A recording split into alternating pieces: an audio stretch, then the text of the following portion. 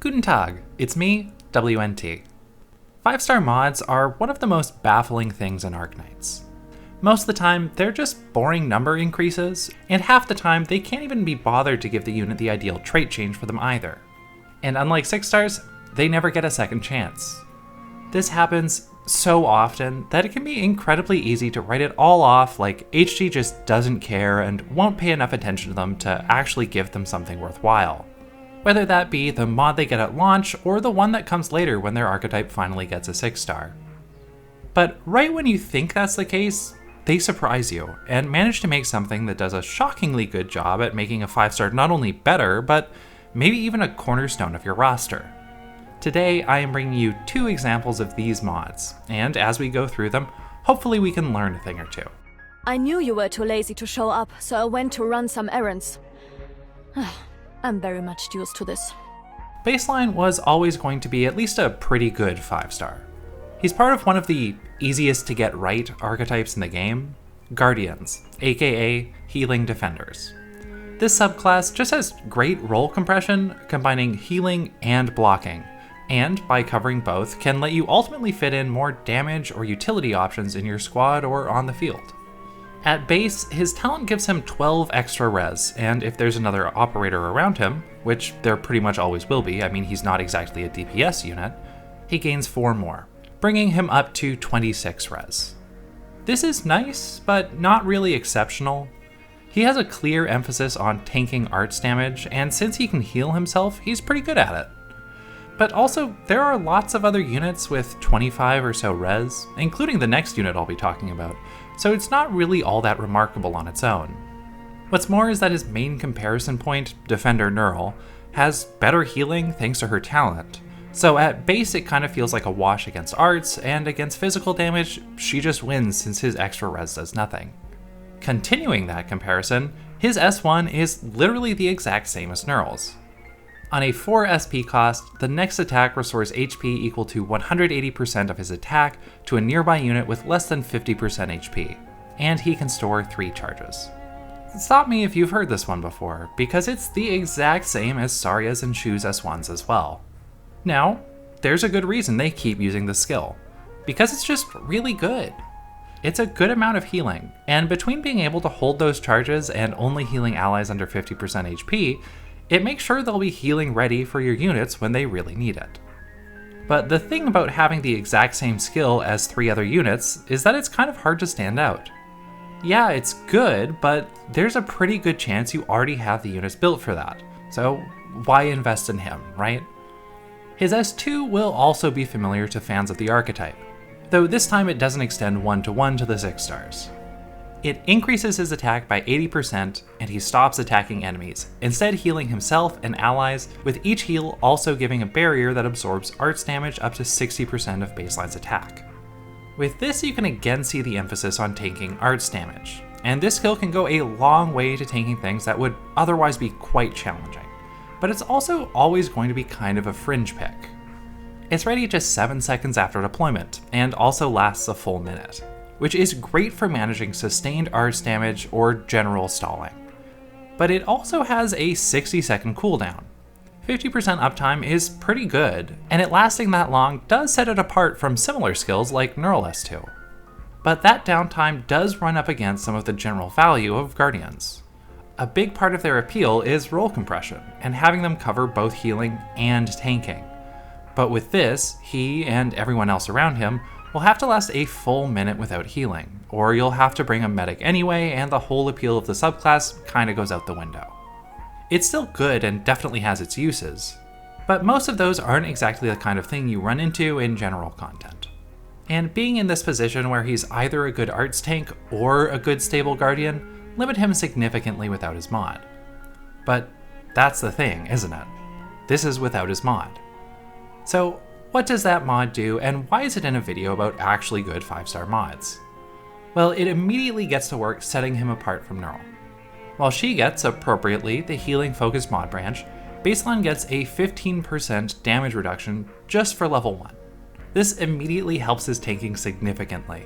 For one, he can now actually set himself apart in terms of tanking physical damage, as he's just always going to be taking 15% less damage than Neural. But they build on this with the upgrades, which, once complete, bring him to plus 14 res at all times, and give him 5 more when there's an ally around. Plus, that bonus 5 res is not just for him, but also for the allies triggering that condition in the first place. Now, the numbers on this seem small, and they kind of are, but they make a big difference. For one, being able to buff ally res is still something that only one other unit can do, and that other unit is a 6-star that not everyone has. 5 res might not exactly match Nightingale S3, but it does help mitigate arts damage all the same, helping to make sure that his healing is enough for whatever comes your way. However, it also just makes him into maybe the ultimate arts tank. While before the mod he had 26 res, now he has 29 and an extra 15% damage reduction that applies after that. While the res on its own isn't a huge jump, it combined with this layered damage reduction goes a long way to letting him reach his purpose as being an arts tank. Combining the two, his effective res is all the way up to 40. 40 effective res at all times while being able to heal himself. Only Hoshi ult can compete with that level of arts tanking. And while she does still perhaps steal the spotlight a bit, a 5-star being in the same conversation as a limited 6-star is kind of nuts, and also just a really nice thing for the game. Not everyone will have Hoshi, and especially now that her banner has run and any new players would have to spark her, having a 5-star alternative for at least that side of her kit is really valuable. And while she definitely has her own merits besides arts tanking, so does he. A defender that can heal other units is still very valuable, and is not invalidated by just how much Hoshi brings to the table. But why do you want that level of arts tanking in the first place? Well, every 2 or 3 events, HG likes to throw just the worst arts-focused enemy at us. Remember the Sheepcasters from the Ea ult event? Remember the Moths from the Ave Mujika collab? The Mobile Artillery from Chapter 11? The Red Water and Shoes event? Tallulah's Fireballs? Every enemy in any Litanian event ever? All of them and more deal arts damage, and all of them will mess you up. But not if you have Bassline. He can completely trivialize some of the most frustrating enemies and mechanics in the game. And that's not even counting the bosses he can tank, like Manfred, Mandragora, and IS6's Yi. This mod is nothing short of transformational for him. It brings him from an arguable downgrade from a day 1 5-star to competing with a limited 6-star, and gives him a legitimate niche that pretty much anyone can benefit from having. No, he won't be a requirement for most stages, but when an event has a significant source of arts damage, you'll be glad you have him built. Very few 5-star mods can do that. A lot of them you wouldn't even notice if not for the little flash of the mod icon when you deploy them. But Bassline gives an example of both how a 5-star can have a meaningful niche in a game dominated by 6-stars, and how a good mod can contribute to that. And it's especially impressive because they did it without doing anything too flashy. Just looking at it, on its face, it seems pretty similar to a lot of those forgettable 5-star mods. But it proves that even relatively small number increases can still be effective if done correctly. But this isn't the only way to make a good mod. And there's still another unit I want to talk about. While Bassline launched with this mod already in the game, what about a unit that had to wait? It's time to talk about Czerny. Though quickly before we do, if you're enjoying this video, consider subscribing. It'd help me out a lot. I've written a new song. Would you like to hear? Czerny is an arts protector, a 3-block defender that deals arts damage on skill. They also typically have ways of mitigating arts damage, as we'll see with Czerny, though typically they're more focused on offense than defense. For instance, you will not find the just constant 40 effective res that Bassline has here. But in return, Czerny can actually take out enemies, so, you know, they do different things. Czerny's talent builds on both sides of this though, giving him an extra 10 res, bringing him up to 25 at a base level, and dealing 85% of his attack as arts damage back at any attacker who hits him with arts damage. This is pretty nice. The extra res is handy and can help set him apart from other defenders, though, like I said, isn't really his specialty. Meanwhile, his reflect damage is good, especially on skill as we'll talk about in a sec. However, you might have already noticed the disconnect in his kit here. He deals arts damage against enemies who also deal arts damage. And those enemies typically have above average res. Because of this, he's not exactly doing Penance S3 things. I mean, for one, her Reflect isn't conditional to a specific type of incoming damage, but his is also just rarely enough to take out an enemy on its own. It'll soften them up, sure, and extra damage is extra damage, but typically it's more incidental damage than anything else. As for skills, his S1 increases his attack by 80% and doubles his res, bringing it up to 50. This is technically useful. The increase in res obviously is good for defending against arts damage, and the attack doesn't need to ramp up like you'll see from his S2. However, his S2 has its own way of surviving arts damage, and while yeah, it does have to ramp up, it'll surpass that 80% attack increase incredibly quickly. So while on paper there is an argument for using it, in practice you'll just be better off with his S2. That S2 increases his HP by 100%, increases his taunt level to make him more likely to be attacked, and every time he is attacked, he'll increase his attack by 30% up to a max of 10 times, bringing him to plus 300%. And then at the end of his skill, he'll deal an AoE Arts Blast in a circle around him for 250% of his attack. This has always been a nice skill, if not necessarily the most remarkable one. The HP increase is great for letting him tank anything, arts, physical, true damage, whatever. While it can increase the strain on your healers since it doesn't technically reduce the incoming damage at all, it's not usually enough of an issue that I'd consider switching over to his S1. Meanwhile, the ramping attack, the increased taunt, and his reflect talent all work together quite nicely. He has a taunt, so he'll get attacked more often, so he increases attack more quickly and reflects more damage to those attackers. And then at the end, for good measure, he has an AoE blast that scales really hard off his now quadrupled attack to take out anything left over. It's very fun getting him to ramp up his attack all the way and timing that blast right. However, it still has its limitations. For one, the Reflect still only works against arts damage, so that synergy is somewhat restricted. And again, the Reflect damage is still rarely enough to take out most casters on its own. What's more is that the blast at the end is his only form of AoE, so he can easily be overwhelmed when it's not timed perfectly.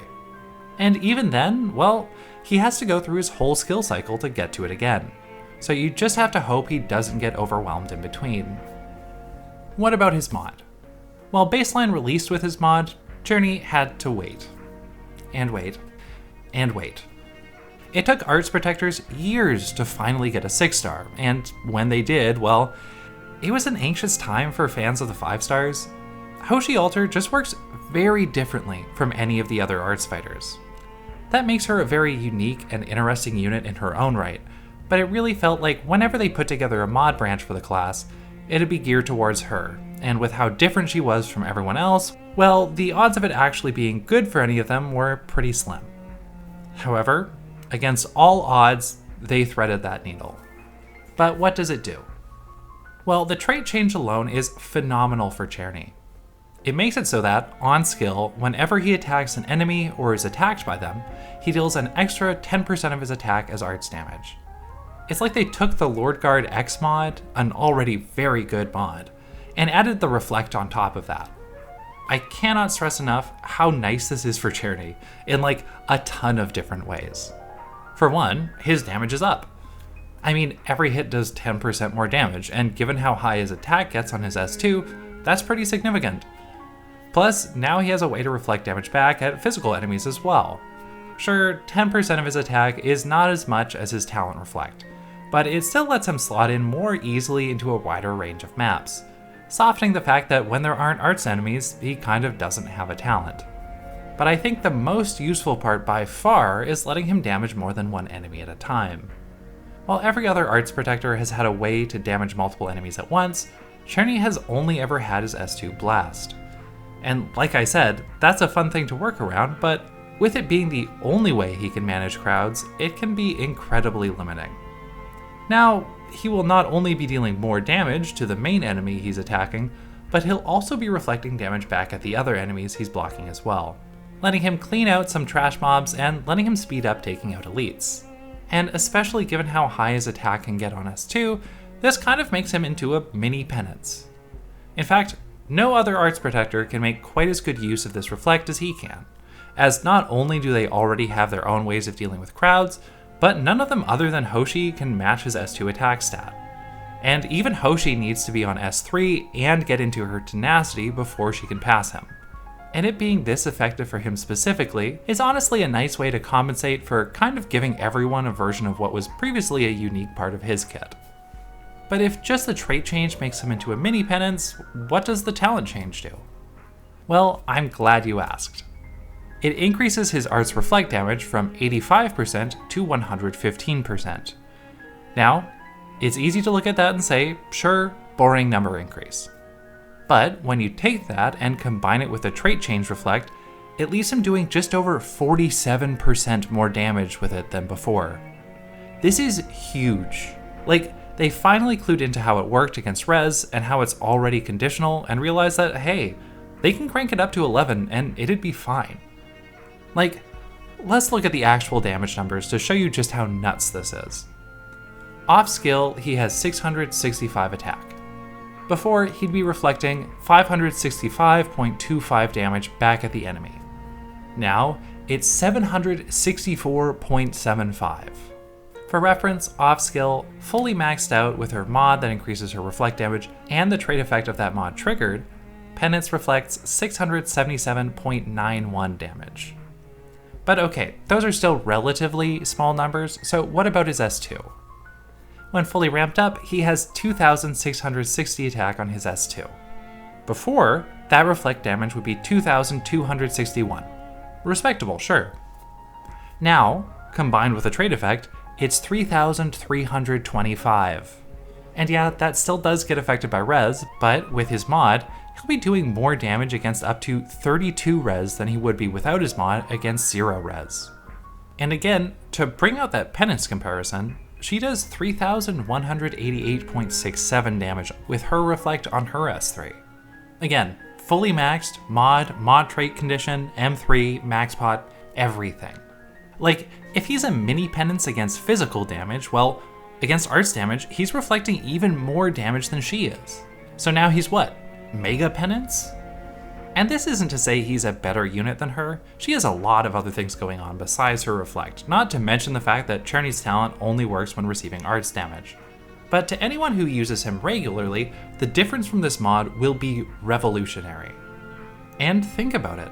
How many 5 stars are there with a talent that can outdamage that of a 6 star? Yes, it's conditional, but that's exactly how conditionals should work. The whole point is to give them a downside to balance out giving them a larger upside.